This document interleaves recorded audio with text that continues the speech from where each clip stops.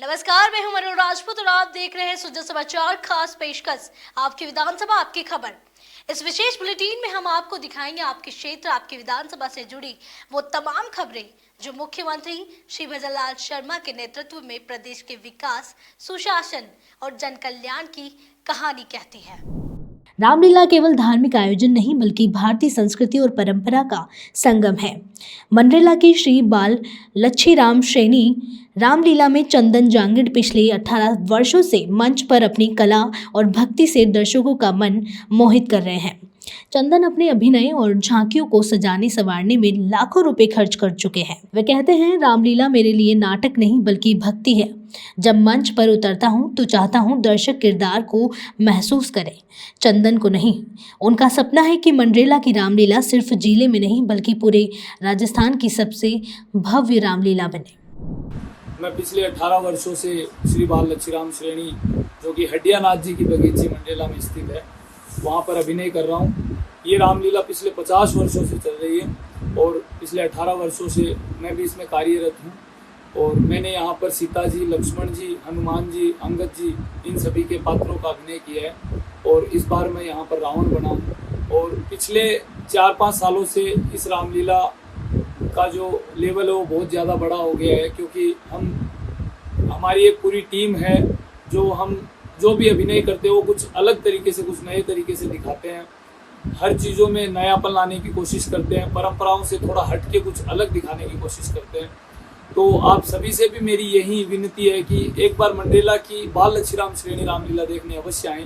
यहाँ पर आपको भांति भांति प्रकार के नए नए कारनामे देखने को मिलेंगे। इस बार भी मैं रावण बनाऊं तो जैसे रावण की नई भव्य एंट्री, उसके अलावा पुष्पक विमान का रियलिटी में उसको पुष्पक विमान बनाना, हवा में सीता जी को उड़ा कर लेके जाना, इसके अलावा लंका दहन को प्रॉपर पूरी लंका बना के उसका दहन करना, ये सभी इन सब चीज़ों से रिलेटेड हम सारी नई नई चीज़ें कर रहे हैं। और मुझे जो ये इंस्पिरेशन मिली वो मेरे पिताजी से मिली, श्री पवन कुमार जी जांगिड़, वो भी इस बाल लच्छीराम श्रेणी के कोषाध्यक्ष हैं। और मेरे अलावा भी यहाँ पे जितने सारे कलाकार हैं सभी बहुत मेहनत करते हैं, सभी बहुत अच्छा प्रयास करते हैं। मंडावा पंचायत समिति सभागार में 1 दिवसीय प्रशिक्षण शिविर आयोजित किया गया, जिसमें ग्राम पंचायतों के सरपंचों को जलवायु परिवर्तन और कार्बन तटस्थता के विषय में जानकारी दी गई। इस कार्यक्रम की अध्यक्षता पंचायत समिति मंडावा के विकास अधिकारी श्री लक्ष्मी नारायण मीना ने की। विकास अधिकारी ने उपस्थित सभी सरपंचों को संबोधित करते हुए बताया कि जलवायु परिवर्तन के कारण तापमान और मौसम में दीर्घकालीन बदलाव हो रहे हैं तथा ग्रीन हाउस गैस उत्सर्जन के दुष्परिणाम बढ़ रहे हैं। उन्होंने ग्राम पंचायतों की भूमिका और ग्रामीण क्षेत्रों में अधिक से अधिक वृक्षारोपण की आवश्यकता और महत्व पर भी जोर दिया। खेती में नवाचार किसानों के लिए फायदेमंद साबित हो रहे हैं। टोंक जिले के चिरोंज गांव के किसान श्री हेमराज बेरवा ने इसी तरह का उदाहरण पेश किया है। कोरोना महामारी के दौरान ड्रैगन फ्रूट का नाम सुनने में आया, लेकिन अधिकतर लोगों को इसके बारे में जानकारी नहीं थी। हेमराज ने अपने छोटे भाई डॉक्टर शोजीलाल बेरवा, जो बिहार एग्रीकल्चर यूनिवर्सिटी में असिस्टेंट प्रोफेसर हैं, और स्थानीय कृषि अधिकारियों की सलाह और तकनीकी मदद से 2 साल की मेहनत के बाद पौधों से फल लेने में सफलता हासिल की है। देखो सर, ये पहले तो हम जानते नहीं थे, और मेरा छोटा भाई है जो असिस्टेंट प्रोफेसर है बिहार एग्रीकल्चर कॉलेज में, तो उनके वहाँ से उन्होंने इसके बारे में जानकारी दी कि हम भी यहाँ पे लगा के देखते हैं। तो ऐसे हमने किया है। तो इसमें शुरू में जैसे हमने प्लांट लगाया जून में, तो जैसे 3-4 महीने तो ये अच्छा चला। जैसे गर्मी का मौसम आया तो ये जलने लगे पौधे। फिर हमने फ़ोन पूछा कि ये क्या हो रहा है, फिर उन्होंने बताया कि ये टेम्परेचर की वजह से। तो इस पर कुछ हमने स्प्रे भी किया। ये शुरू में परेशानी आई नहीं, शुरू में तो परेशानी थी, लेकिन अब अच्छा है। पिछले साल तो ये ज़्यादा जलन हो रही थी।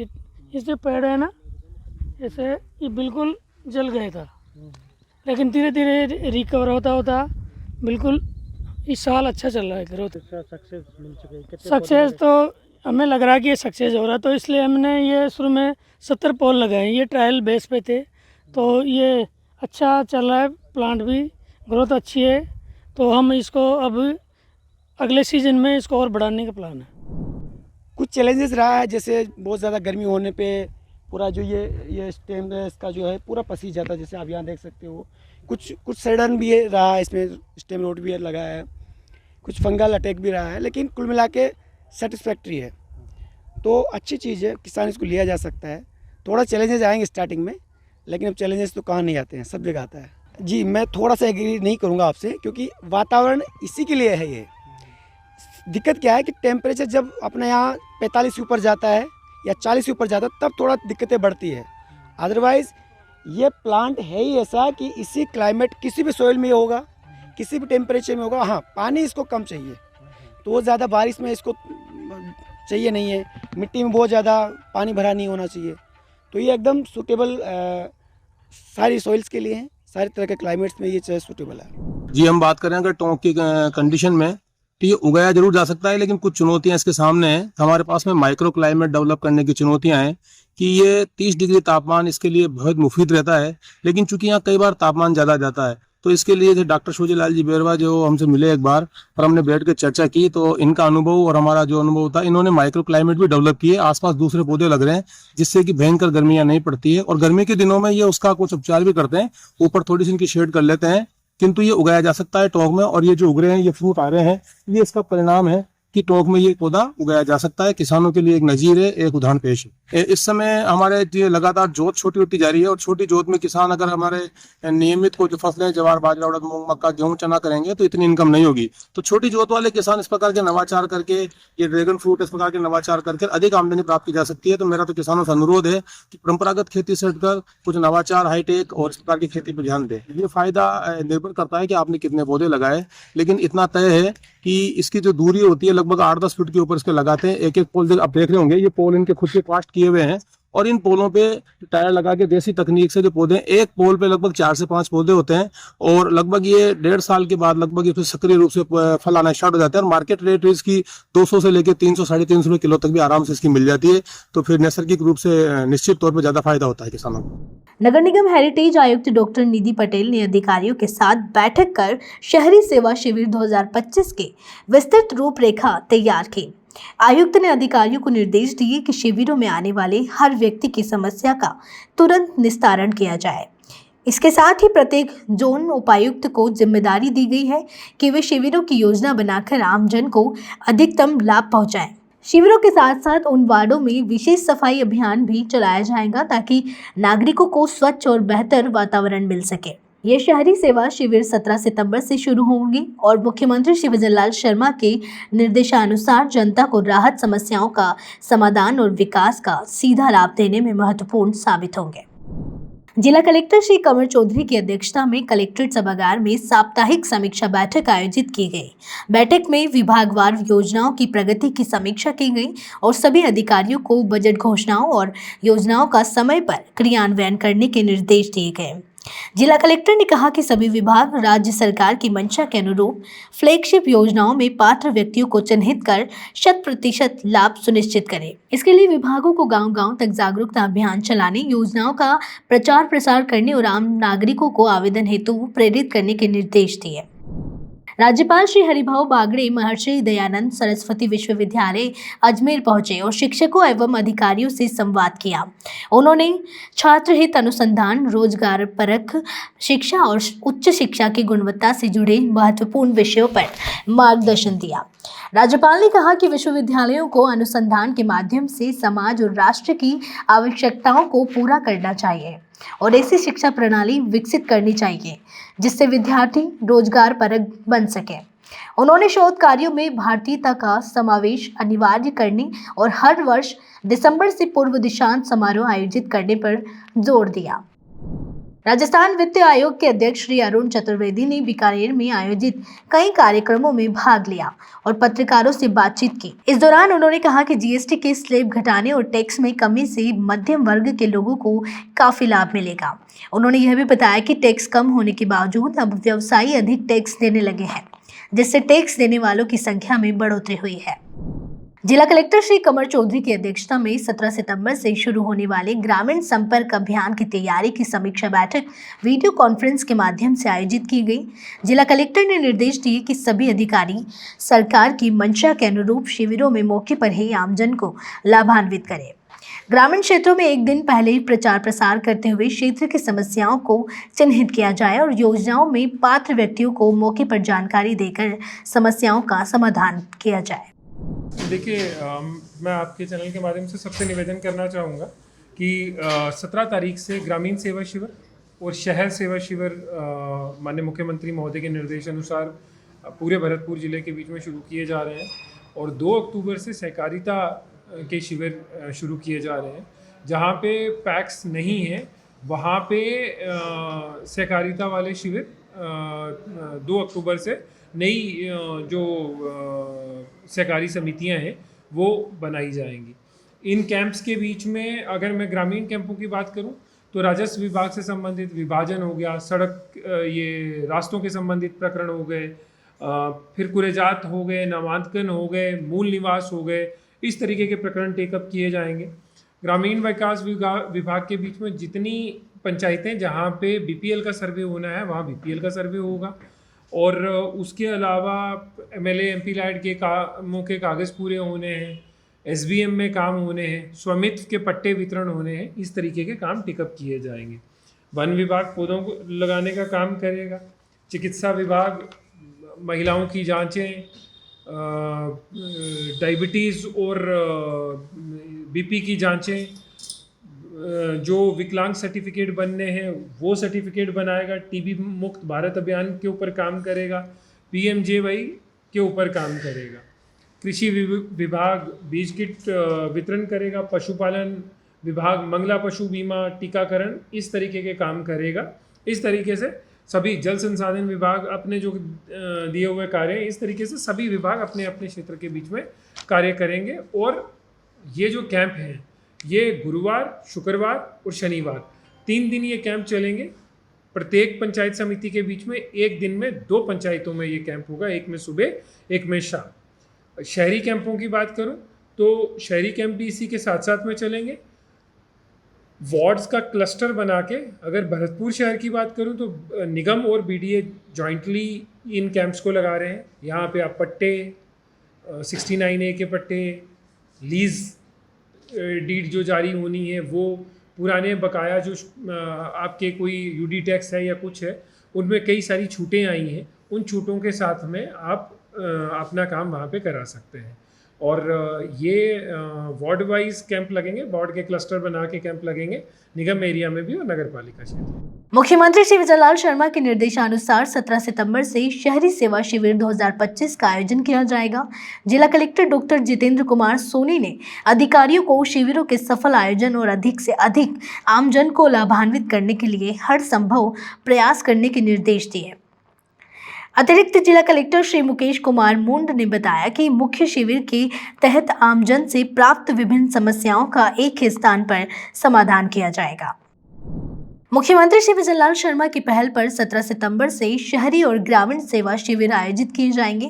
इन शिविरों के माध्यम से राज्य सरकार की सुशासन की अवधारणा को साकार किया जाएगा और विभिन्न विभागों की योजनाओं का लाभ आमजन तक सीधे पहुंचाया जाएगा। इन शिविरों के माध्यम से आमजन को सरकारी सेवाओं और योजनाओं का त्वरित लाभ मिलेगा और समस्याओं का समाधान मौके पर ही किया जाएगा।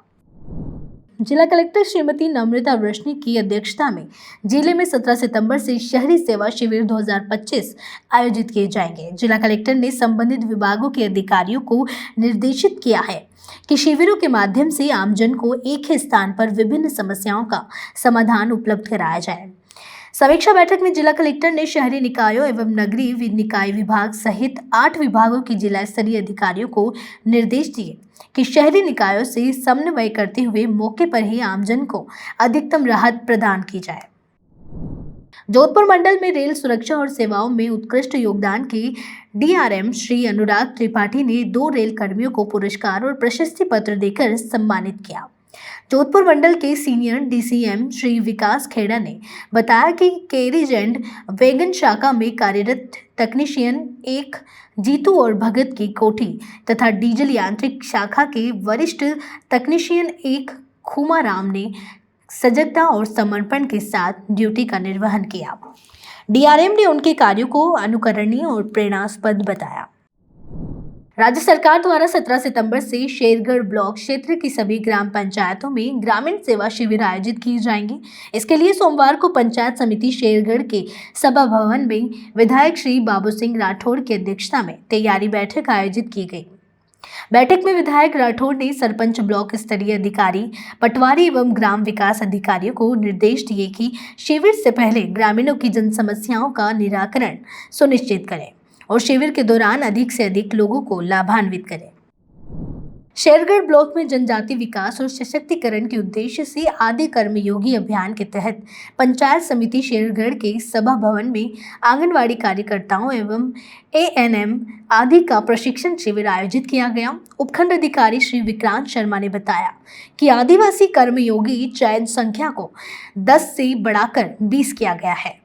17 सितंबर को शेरगढ़ ब्लॉक की 21 ग्राम पंचायतों में सामुदायिक भवनों में आदि सेवा केंद्र स्थापित किए जाएंगे। इन केंद्रों के माध्यम से पात्र परिवारों को 17 विभागों की 25 योजनाओं से लाभान्वित किया जाएगा। मुख्यमंत्री श्री भजनलाल शर्मा के विजन और बिजली विभाग को सशक्त बनाने के निर्देशों के तहत राज्य में अब जिलों में पहली बार ड्रोन के माध्यम से बिजली चोरी का सर्वे किया जाएगा। चोरी की जगह को ड्रोन से चिन्हित कर सख्त कार्रवाई की जाएगी। इसके साथ ही अवैध ट्रांसफार्मर लगाने वालों की सूची भी तैयार की जा रही है। राजस्थान के ऊर्जा मंत्री श्री हीरालाल नागर ने जोधपुर एयरपोर्ट पर मीडिया से बातचीत में बताया कि ड्रोन सर्वे के जरिए चोरी की घटनाओं को रोका जाएगा और उन पर तुरंत कार्रवाई होगी। उन्होंने कहा कि जिन इलाकों में बिजली चोरी की घटनाएं हो रही हैं और कर्मचारियों के सामने समस्या आती है, वहां ड्रोन से सर्वे कर समाधान किया जाएगा। देखिए, रिन्यूएबल एनर्जी में हमारा राजस्थान देश के प्रथम पायदान पर है। रिन्यूएबल एनर्जी में राजस्थान अपना प्रथम स्थान है और इसके साथ साथ हम अब रिन्यूएबल एनर्जी को स्टोर करके बैटरी स्टोरेज की तरफ जा रहे हैं ताकि दिन में हमारे पास पर्याप्त मात्रा में जो सूर्य की बिजली उपलब्ध है उसको स्टोरेज करें। उसके लिए हमने 6000 मेगावाट के टेंडर निकाले हैं, जिनमें हमने 2000 मेगावाट के तो लगभग ऑर्डर भी दे दिए हैं और बाकी टेंडर प्रक्रियाधीन है। और उसकी जब तक धरातल पर उतरेंगे तो हमारे पास जो पीक हावर्स की हमारी डिमांड है उसको हम मीट आउट करने में उस सूर्य से बैटरी को चार्ज करेंगे और रात में उसको देंगे तो काफ़ी हमें राहत मिलेगी रात के समय और सुबह के समय जो हमारे पास ज़्यादा डिमांड होती है उसकी। सर, कई जिलों में आपने ड्रोन सर्वे की बात की है जहाँ बिजली चोरी होती है, खासकर नागौर को सबसे आगे रखा गया है।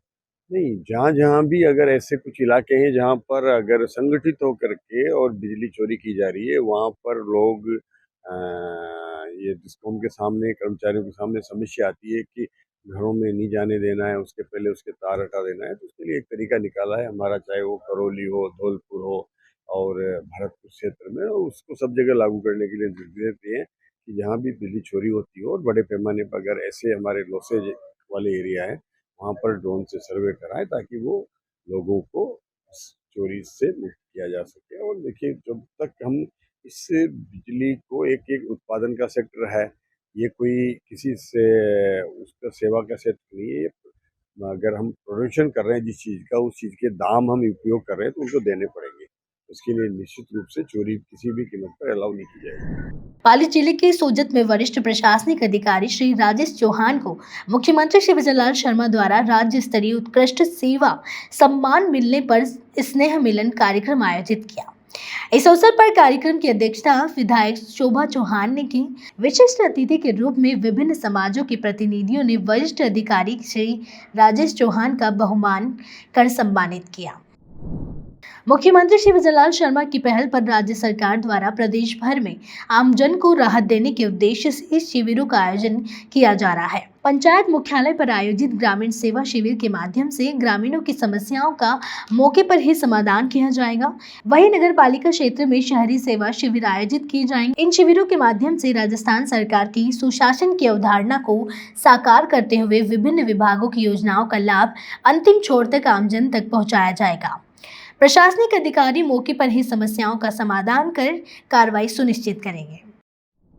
सरकार आम आदमी को राहत पहुंचाने के लिए गांव-गांव ग्राम पंचायत मुख्यालय पे ग्राम सेवा शिविर अभियान शुरू कर रही है ताकि लोगों की समस्याओं का घर बैठे निदान हो सके। हमारे साथ केकड़ी और कर रहे हैं, इनसे जानते हैं कि किस तरीके से ग्राम सेवा शिविर आयोजित होगा और कहाँ होंगे।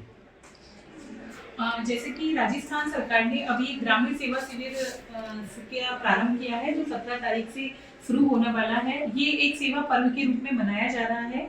ये प्रत्येक ग्राम पंचायत में होगा और इसमें सभी विभागों से संबंधित जो कार्य किए जाएंगे, जैसे कि मैं राजस्व विभाग से संबंधित हूँ तो हमारे राजस्व विभाग से संबंधित जितने भी कार्य हैं वो इस कैंप के माध्यम से आमजन को राहत पहुंचाने के लिए किए जाएंगे। इसमें फार्मर रजिस्ट्रेशन के कार्य हैं या फिर 136 में नाम शुद्धि के कार्य हैं वो भी किए जाएंगे।